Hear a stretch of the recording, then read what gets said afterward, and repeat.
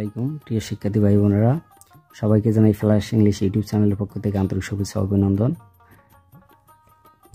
আজকে আমি যে টপিকসটা নিয়ে আলোচনা করব হচ্ছে সেন্টেন্স। আমরা ইংরেজিতে যতই বাক্য লিখি না কেন সবগুলি সেন্টেন্সের মধ্যেই পড়ে। সেন্টেন্স মানে হচ্ছে বাক্য। আজকের মেইন টপিক হচ্ছে সেন্টেন্স। সেন্টেন্স মানে হচ্ছে বাক্য।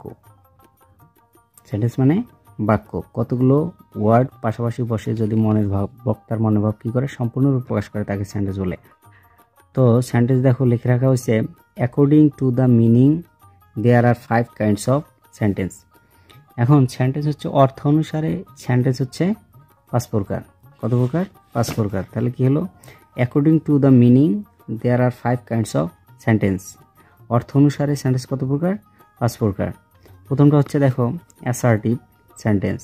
অ্যাসার্টিভ সেন্টেন্স হচ্ছে বর্ণনামূলক বা বিবৃতিমূলক।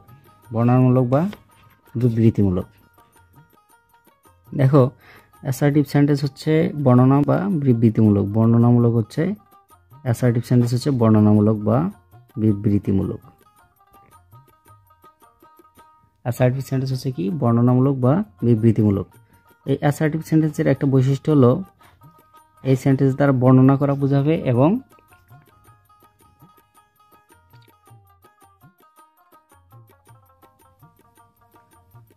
এই অ্যাসার্টিভ সেন্টেন্সের সাবজেক্ট থাকবেই, 100% সাবজেক্ট থাকবে। সাবজেক্ট ছাড়া কখনোই অ্যাসার্টিভ সেন্টেন্স গঠন করা যাবে না। আর অ্যাসার্টিভ সেন্টেন্সের শেষে একটা ফুল স্টপ থাকবেই। তাহলে গঠনটা কি হলো? সাবজেক্ট থাকবেই, সাবজেক্ট ছাড়া কখনোই অ্যাসার্টিভ সেন্টেন্স গঠন করা যাবে না এবং শেষে একটা কি থাকবে? ফুল স্টপ থাকবে। যেমন এখানে লিখে রেখেছি দেখো, সাবজেক্ট ভার্ব প্লাস অবজেক্ট। তাহলে অ্যাসার্টিভ সেন্টেন্সে কি হবে? একটা সাবজেক্ট থাকবে। অ্যাসার্টিভ সেন্টেন্সে কি হবে? একটা সাবজেক্ট থাকবে এবং শেষে একটা ফুল স্টপ থাকবে। আর এই বাক্য দ্বারা কি বোঝাবে? বর্ণনা করা বোঝাবে। কি বোঝাবে? বর্ণনা করা বোঝাবে। তো এটা হচ্ছে অ্যাসার্টিভ সেন্টেন্স।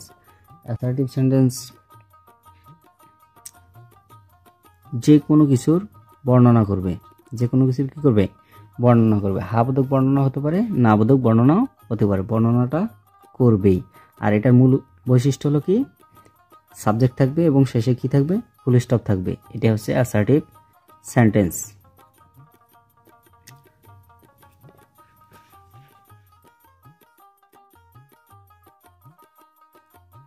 তো নেক্সট আমরা পড়ব হচ্ছে ইন্টারোগেটিভ সেন্টেন্স। দেখো ইন্টারোগেটিভ সেন্টেন্সটা কি? ইন্টারোগেটিভ সেন্টেন্স হচ্ছে যে সেন্টেন্স দ্বারা প্রশ্ন করা বোঝায়। কি করা বোঝাবে? প্রশ্ন করা বোঝাবে। সেটা হচ্ছে ইন্টারোগেটিভ সেন্টেন্স। ইন্টারোগেটিভ সেন্টেন্স কি? ইন্টারোগেটিভ সেন্টেন্স হচ্ছে যে সেন্টেন্স দ্বারা কি বোঝাবে? প্রশ্ন করা বোঝাবে। এটার নাম হচ্ছে ইন্টারোগেটিভ সেন্টেন্স। ইন্টারোগেটিভ সেন্টেন্স হচ্ছে দেখো ইন্টারোগেটিভ সেন্টেন্সের গঠন হলো, দেখো এখানে লেখা আছে, দেখো ইন্টারোগেটিভ সেন্টেন্স গঠন হতে পারে অক্সিলিয়ারি ভার্ব শুরুতে দিয়ে, তারপর subject, main verb plus object, শেষে একটা প্রশ্নবোধক চিহ্ন থাকবে। তাহলে ইন্টারোগেটিভ সেন্টেন্স কি দ্বারা শুরু হবে? অক্সিলিয়ারি ভার্ব দ্বারা শুরু হবে। অক্সিলিয়ারি ভার্বগুলো কি কি? Am, is, are, was, are, have, has, had, shall, should, will, would, may, might, can, could, এগুলো হচ্ছে অক্সিলিয়ারি ভার্ব। এই অক্সিলিয়ারি ভার্ব দ্বারা কি হবে?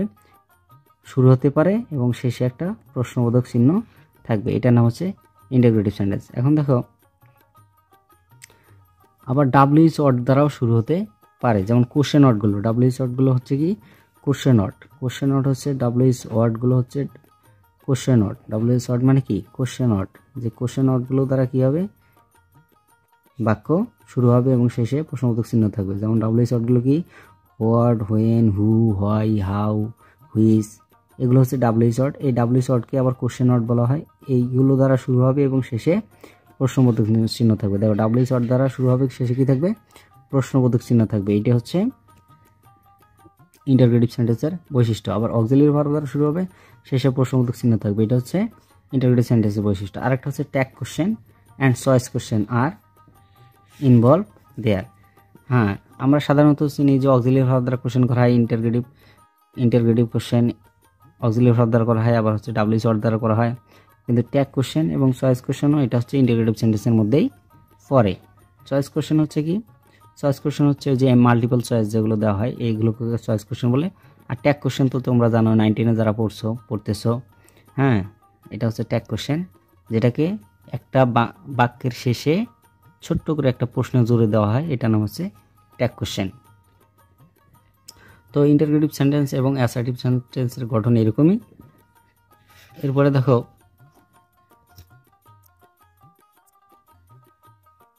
Imperative sentence. ইম্পারেটিভ সেন্টেন্সটা কী জিনিস? ইম্পারেটিভ সেন্টেন্স হচ্ছে এরকম এমন একটা জিনিস যে সেন্টেন্সের কী থাকবে না, সাবজেক্ট থাকবে না। ইম্পারেটিভ সেন্টেন্স হচ্ছে এমন একটা জিনিস যেটার কী থাকবে না, সাবজেক্ট থাকবে না। ইম্পারেটিভ সেন্টেন্সের কখনো সাবজেক্ট থাকে না। তাহলে ইম্পারেটিভ সেন্টেন্স হচ্ছে যে সেন্টেন্সের কী থাকবে না, বাক্যের কোনো সাবজেক্ট থাকবে না। অ্যাসার্টিভে থাকতো সাবজেক্ট, কিন্তু ইম্পারেটিভ সেন্টেন্সে কোনো সাবজেক্ট থাকবে না। কিন্তু সেকেন্ড পারসন ইউ এই সেন্টেন্সে সাবজেক্ট হিসেবে উজ্জ থাকবে। কি থাকবে? উজ্জ থাকবে। আর এই সেন্টেন্স দ্বারা কি বোঝাবে? এই সেন্টেন্স দ্বারা হচ্ছে অর্ডার আদেশ বুঝাবে, অ্যাডভাইস উপদেশ বুঝাবে, রিকোয়েস্ট অনুরোধ বুঝাবে, প্রপোজ প্রস্তাব বুঝাবে, ফরবিড নিষেধ বুঝাবে।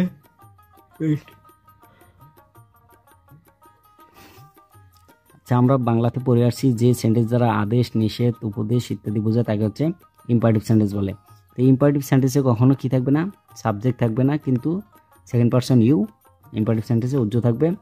আর ইম্পারেটিভ সেন্টেন্স চেনার উপায় দেখো, ইম্পারেটিভ সেন্টেন্স চেনার উপায় আছে। ইম্পারেটিভ সেন্টেন্স চিনব কিভাবে? সাবজেক্ট থাকে না ইম্পারেটিভ সেন্টেন্সে, কি থাকে না, সাবজেক্ট থাকে না। প্রকৃতপক্ষে সাবজেক্ট ইউ উজ্জ থাকে, মানে সাইলেন্ট হিসেবে থাকে। হ্যাঁ, তারপর দেখো এই ইম্পারেটিভ সেন্টেন্স শুরু হবে কিভাবে? সামবডি দিয়ে শুরু হতে পারে। Let, don't, please, kindly, have, never, be, always and ভার্বের প্রেজেন্ট ফর্ম দিয়ে স্টার্ট হয়। তাহলে কি হয়? ইম্পারেটিভ সেন্টেন্সের সাবজেক্ট থাকে না, কিন্তু সেকেন্ড পারসন ইউ উজ্জ থাকে। এই ইম্পারেটিভ সেন্টেন্স চেনার উপায় হলো, প্রথমে শুরু হতে পারে somebody, let, don't, please, kindly, have, never, be, always ভার্বের প্রেজেন্ট ফর্ম দিয়ে শুরু হবে। যেমন দেখো ভার্বের present form, object complement extension. যেমন ডোন্ট ভেক্স মি, দেখো ডোন্ট দিয়ে শুরু হয়েছে না, ডোন্ট দিয়ে শুরু হয়েছে, শেষে ফুল স্টপ। ডু ইট, এই যে ভার্বের প্রেজেন্ট ফর্ম। বি পোলাইট, এই যে দেখো চেনার উপায়, be polite. Have your seat, এই যে হ্যাভ ইউর সিট, এই যে হ্যাভ দিয়ে শুরু হয়েছে, দেখছো? এই গেল হ্যাভ, এই যে হ্যাভ, দেখছো? হ্যাভ দিয়ে শুরু হয়েছে। যে সকল ইম্পারেটিভ সেন্টেন্স হলো কি আদেশ, নিষেধ, উপদেশ বোঝাবে, এটা চেনার উপায় কি? সাবজেক্ট থাকে না, সেকেন্ড পারসন ইউজ থাকে। আর মূলত বাক্যের মধ্যে চিনব কীভাবে? ভার্ব প্রেজেন্ট ফর্ম দ্বারা শুরু হবে, অলওয়েজ দ্বারা শুরু হবে, never, be, have, kindly, please, don't, let, somebody, এগুলো দ্বারা শুরু হবে।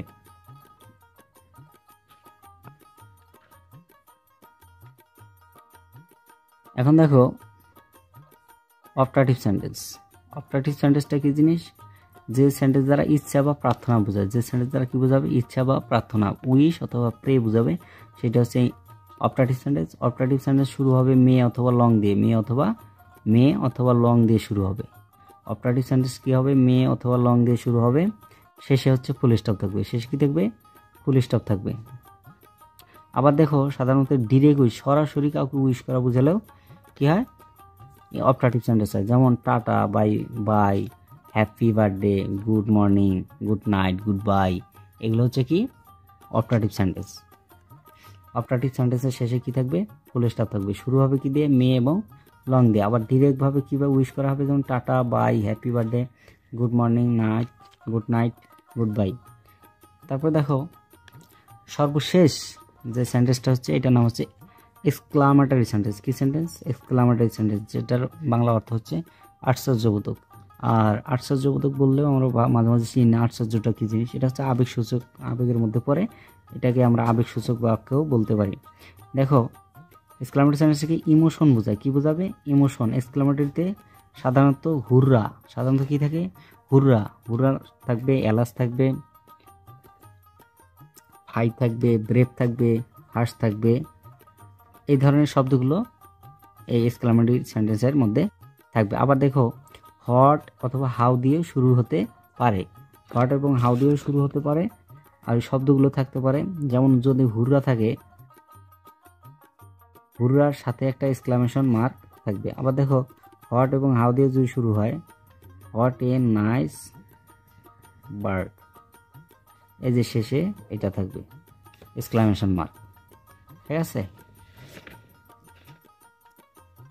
দেখো এক্সক্লামেটরি ওয়ার্ডস, এক্সক্লামেটরি ওয়ার্ড থাকবে। দেখো এটা গঠন হলো এক্সক্লামেটরি ওয়ার্ড থাকবে, তারপর হচ্ছে এক্সক্লামেশন চিহ্ন থাকবে, পরে একটা বাক্য থাকবে, ফুল স্টপ থাকবে। আবার হোয়াটে এবং হাউ দ্বারা শুরু হবে, তার সাথে পরে কি থাকবে, একটা অ্যাডজেক্টিভ থাকবে plus subject object auxiliary verb শেষেটা থাকবে। তো এইভাবে সেন্টেন্স শুরু হয়। তাহলে আমরা কিভাবে পড়ব? অ্যাসার্টিভ সেন্টেন্সে কি থাকবে? সাধারণত সেন্টেন্স হচ্ছে অর্থ অনুসারে 5 প্রকার।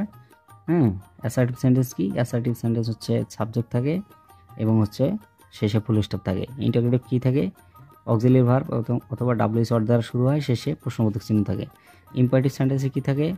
ইম্পারেটিভ সেন্টেন্স হচ্ছে সাধারণত আদেশ, নিষেধ, উপদেশ এগুলো বোঝায়। এগুলো চেনার পরে হচ্ছে সাবজেক্ট থাকে না, সেকেন্ড পারসন ইউজও থাকে এবং এই বাক্যগুলো শুরু হয় somebody, don't, let, please, kindly, have, never, be, always and ভার্বের প্রেজেন্ট ফর্ম দ্বারা শুরু হয়। ঠিক আছে, তারপর দেখো অপারেটিভ সেন্টেন্স কি বোঝায়? উইশ অথবা প্রার্থনা বোঝায়, ইচ্ছা বা প্রার্থনা। এটা মে অথবা লং দিয়ে শুরু হয়, মে অথবা লং দিয়ে শুরু হবে। আবার হচ্ছে শেষে ফুল স্টপ থাকবে। আবার সরাসরি উইশ করা যায়, যেমন tata, bye bye, happy birthday, good morning, good night, good bye এগুলো। তারপর হচ্ছে ইমোশন বোঝায়, এগুলো কি বোঝায়? ইমোশন বোঝায় এক্সক্লামেটরিতে, যেমন সাধারণত hurrah, alas, fie, brave, harsh এগুলো হচ্ছে এক্সক্লামেশন ওয়ার্ড। তার আবার দেখো হোয়াট এবং হাউ দিয়েও শুরু হয়, যেমন হচ্ছে গঠন দেখো এক্সক্লামেটরি ওয়ার্ডস, ওয়ার্ডটার পরেই কি থাকবে? এক্সক্লামেশন মার্ক থাকবে। তারপর হোয়াট, হাউ এগুলো দিয়ে শুরু হলো, শেষে এক্সক্লামেশন মার্ক থাকবে। এই সেন্টেন্সটা হচ্ছে এইভাবে সহজেই সেন্টেন্সটা চেনে নেব। অর্থ না জানলেও সেন্টেন্সটা যেন দেখেই বলতে পারো যে এটা এই সেন্টেন্স, কারণ এই সেন্টেন্সের মধ্যে থেকেই তোমাকে ট্রান্সফরমেশনের চেঞ্জিং সেন্টেন্স করতে হবে এবং ন্যারেশন করতে হবে। একটা বাক্য গঠন করতে গেলে কি কি লাগে সেটাও বুঝতে হবে। আর সব জায়গায় তো বাক্য দরকার, বাক্য ছাড়া কিছু বলা যায় না। সো বি কেয়ারফুল অ্যান্ড এই বাক্য সম্পর্কে, সেন্টেন্স সম্পর্কে একটু ভালোভাবে ধারণা রাখো। নেক্সট ক্লাসে যখন আমরা চেঞ্জিং সেন্টেন্স এবং অন্যান্য যে ন্যারেশন অন্যান্য কাজগুলো করব, এগুলো এই সেন্টেন্স না জানলে ওগুলো করা সম্ভব না। So be careful and stay with me for learning English. Thank you so much.